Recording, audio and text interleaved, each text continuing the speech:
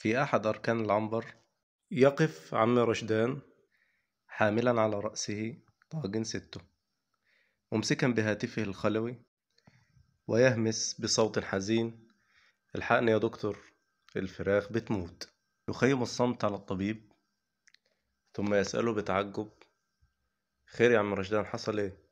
مفيش يا دكتور، حصنت امبارح والفراخ النهاردة عمالة تموت.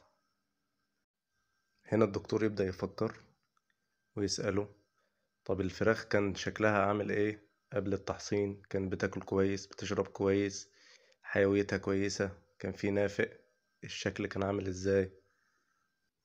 يجيب عم رشدان بصوت متذبذب: والله ما كانتش احسن حاجة، كان الاكل والشرب قليل، كان شكلها مش حلو. الله يسامحه، واحد صاحبي شار عليا باني احصن، ومن ساعتها وحصل اللي حصل. هنا يستشف الطبيب الكارثة.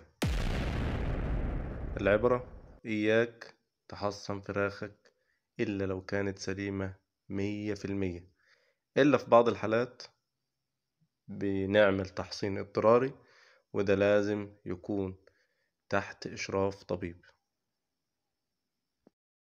تحياتي، المنتصر بالله، طبيب المزرعة.